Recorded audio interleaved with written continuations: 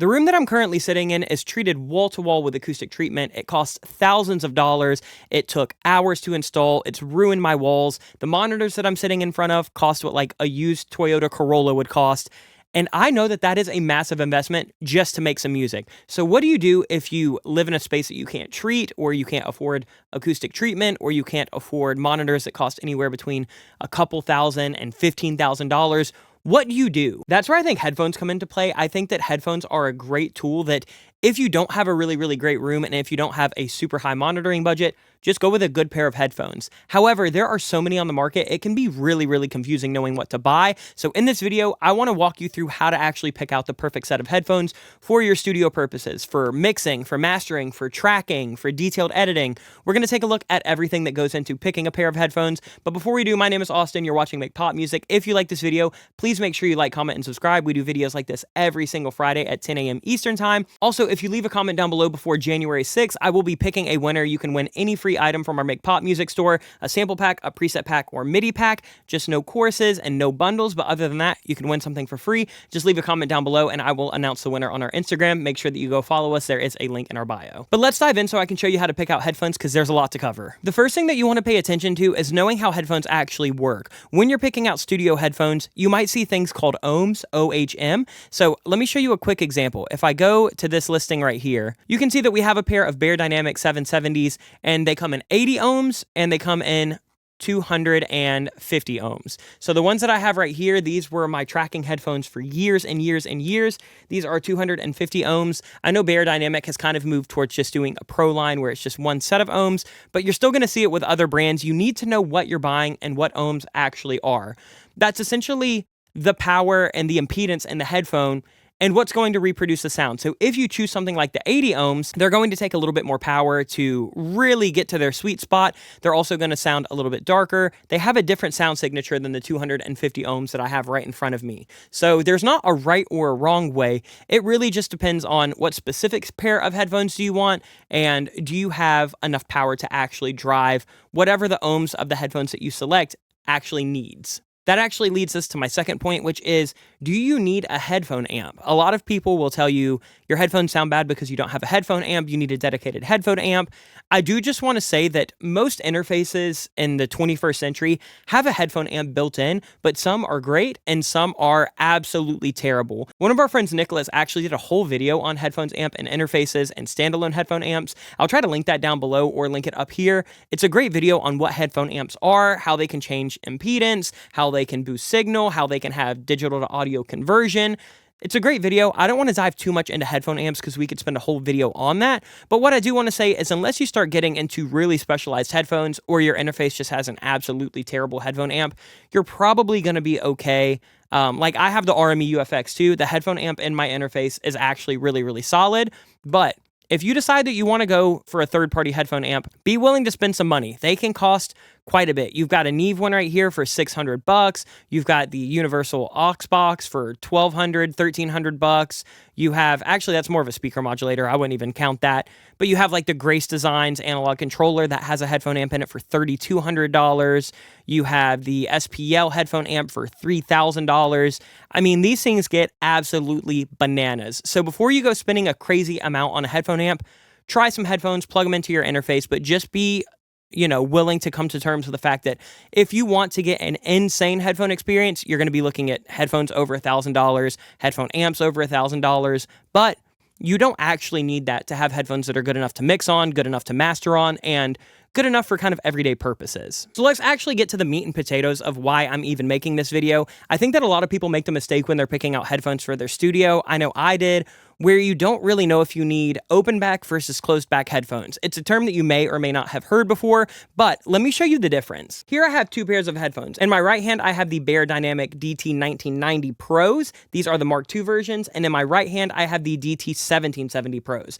This is also the Mark II version from Baritone. Now, technically, both of these headphones are kind of in the same caliber of their DT line.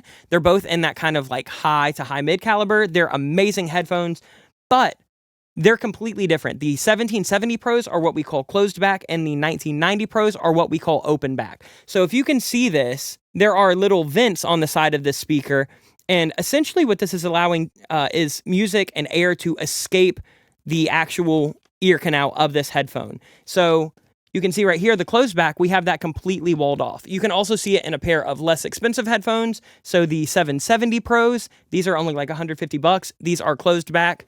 And then in a secondary pair, here are my Neumann NDH30s. These are also open back. You can see that there's kind of a speaker grate on the backside.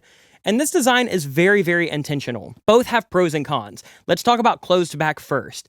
A closed back headphone is designed to kind of isolate the listener. It's not going to seep out as much sound because it is completely closed and concealed to your ear, which makes this really, really, really amazing for things like tracking vocals. If you're in an environment where you don't want your headphones to really be bleeding out, or you don't want a lot of outside sound to really bleed in, closed back headphones are the way to go. They will conceal everything much, much better than something like an open back headphone, but it comes with a trade-off. I think the sound on a closed back headphone is a little bit more muffled. There's going to be a little bit more buildup in the low mids. There's going to be less of a sound stage and width, and that's because the sound has nowhere to go. So, sound is waveforms. It will essentially build up inside of your ear canals and inside of the headphones, and so that's why open back headphones kind of come into play. Open back headphones are amazing for mixing. They're amazing for mastering because since they can allow some of that excess air and pressure to escape, the low end tends to be a little bit tighter. The mids are much, much tighter. The sound stage is generally much wider and more realistic to something like speakers. So if you're looking for a pair of headphones for mixing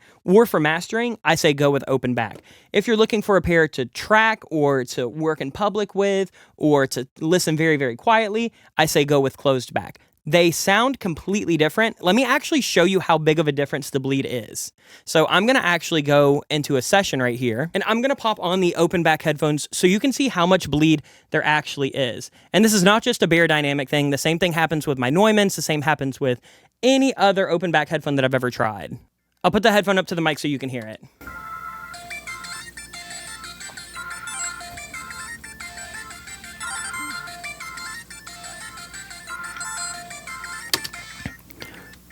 Now, let's actually move on to closed back headphones at the same volume so you can hear the difference. They're about the same level in my ears. Here's what it sounds like with closed back headphones. Listen to how much less audio.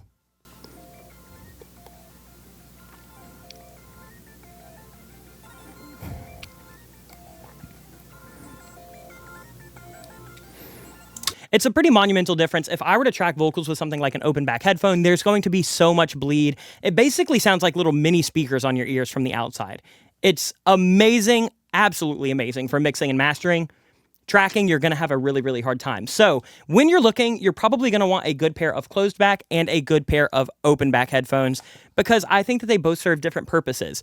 Now, let's talk a little bit about sound signatures because you're going to find a lot of closed back headphones and a ton of open back headphones on the market. For example, here's a secondary pair of open backs I keep in my studio. These are the Neumann NDH30s. These are also incredible, but they sound 100% different than the DT1990 Pros. So I will put up a little frequency chart so you can see what something like the DT770 sound like versus the 1990s versus the Neumanns. Everything will be labeled, but look at how different some of these frequency responses are for headphones.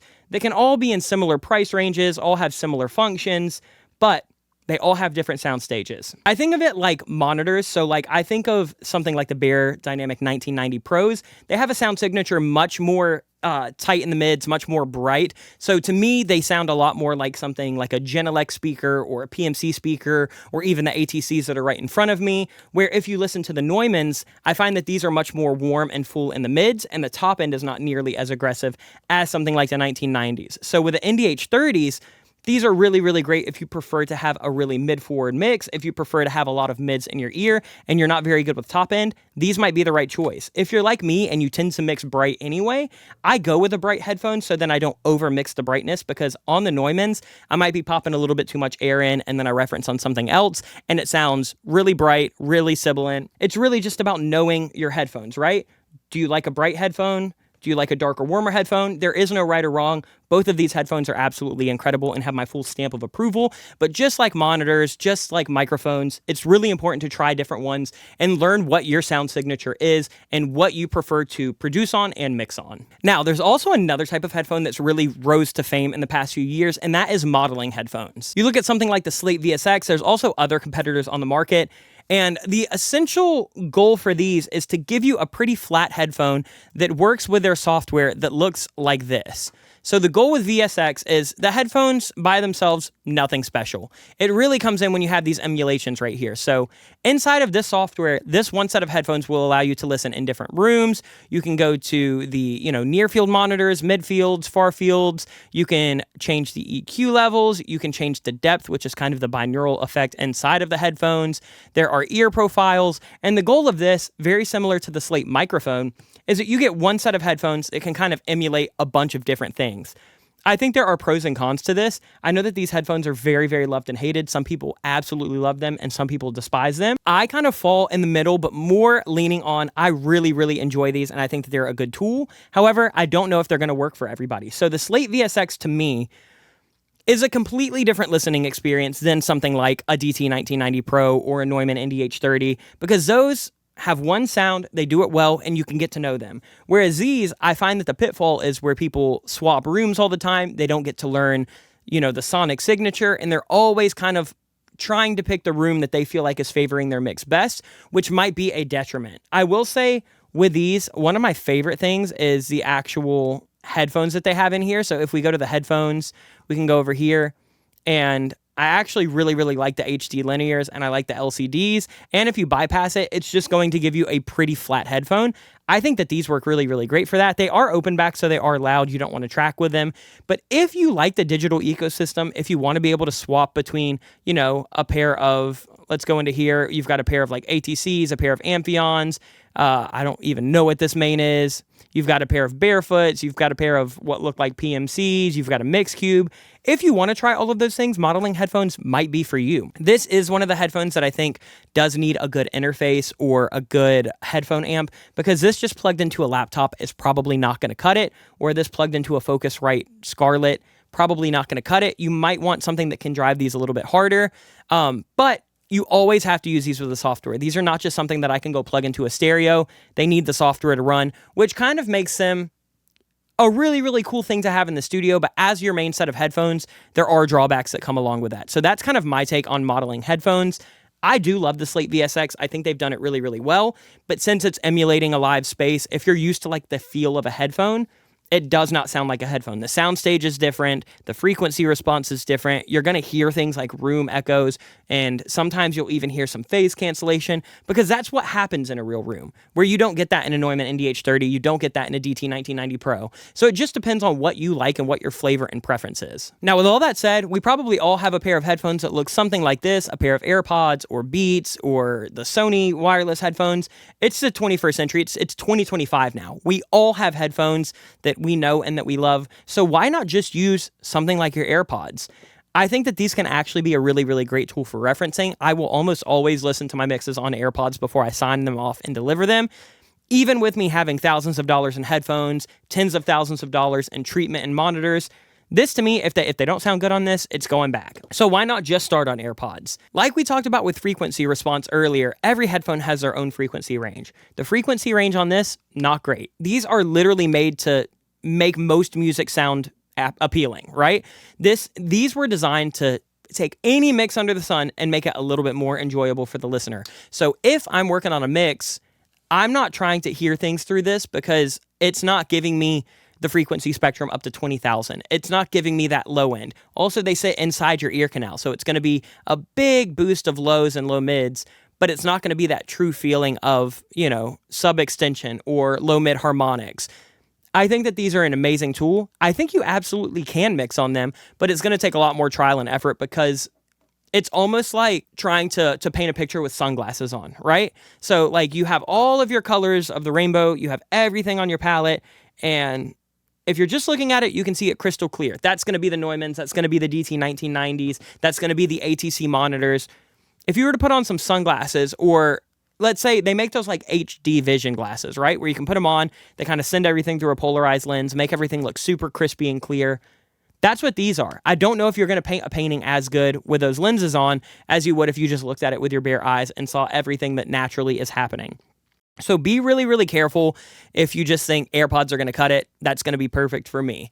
It could be. For me, I would have a hard time getting every mix every single week sounding great. And you might be able to get one mix sounding really, really great. But when you're a professional or when you have a lot of things happening, Time is money to me, and I can't spend the time doing 6 revisions on AirPods. I need something that I know, something that I love, and just sign it off, deliver it, done. So with all of that said, how do you pick the right set of headphones? You have to make sure that you have the right power. You have to make sure that you have an amp if you need one. I would say every studio needs a pair of open back and closed back headphones. But in terms of finding out what headphones work for you, that's all preference. I know a lot of people who hate ATC monitors. I know a lot of people who love them. I don't like barefoot monitors. However, it's in almost every studio that I ever go to. Everybody's ears are different. Everybody's taste is different. Everybody's working on different styles of music. I don't think that there is one perfect headphone. If I had to give my personal stamp, I will say Baritone did send these over maybe 6 months ago. I've been using them every single day since then. These are incredible. The 1990s, I feel like, are right in that sweet spot where you're spending a good bit of money. I believe they're right around $500 or $600 at the time of me recording this. But you're not getting up into that, Odyssey, top-end Focal, $1,500, $2,000, $3,000 range. I think that these will get the job done for almost any person. If you think that those are a little bit too bright and you don't like the sound signature, try the alternative, which to me would be the Neumanns.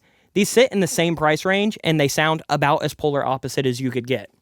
So try out both of those, and if neither of those work for you, you might be having bigger issues, because I could probably dial in a mix on both of these in like a couple hours. With that said, if you're looking for closed back headphones, these are a little bit pricey for a closed back. They're 1770 Pros. I believe they're also right around the same price as these 1990s, maybe 50 or $100 cheaper. If that's a little bit too expensive, I think that you can't go wrong with the 1770 Pros. Everybody talks about the Audio-Technica MTH 50s or whatever. I had those for years. Those, to me, I had quality issues. They were always falling apart. I was always going through cables and earmuffs. However, I'll make a whole little list. How about that? I will have a list that you can download that is my recommendations for closed back and open back in like 3 or 4 different price ranges. So under $300, under $600, and then if you want to splurge and go like $700 and more. I'll have my top 3 picks for open back and closed back. Where applicable, it's going to be hard to find closed back headphones for, $80. With that said, that will be available to download in the description below. But take your journey and just find out what you like. Find out what headphones you need, but keep in mind, open back versus closed back. What ohms do you need? What power do you need? And do you want something like a modeling headphone? Do you want something like a traditional, pop it on your ears, get to know it headphone? There's no right or wrong answers. This is all taste at the end of the day. So with that said, I hope that you enjoyed this video. I hope it helped you buy a pair of headphones. I will say you would be shocked what getting a pretty good quality pair of headphones and mixing on them every single day will do for your mixes, especially if you're not, privileged enough to have a room and monitors and the space to play your music extremely loud. Headphones are a lifesaver. So definitely go check them out. Again, big shout out to Baritone for sending these over quite a while ago. Also, big shout out to Neumann for sending these probably about a year ago. Companies will send stuff to try all the time, and a lot of the time I'll try it and I'll love it, and I'll try to eventually highlight it on the channel. These are not sponsored in any way. None of these companies are paying for this video, but they make really great products, and they did hook it up a while ago. So thank you to them for being very patient with me, spreading the word about it. But with that said, I'll be back next week for another video. If you want a chance to win a Make Pop Music product, make sure that you comment before January 6th. Other than that, I hope your new year is off to an amazing start. I hope you had a very happy holidays, and I'll see you guys next week. Much love. Peace.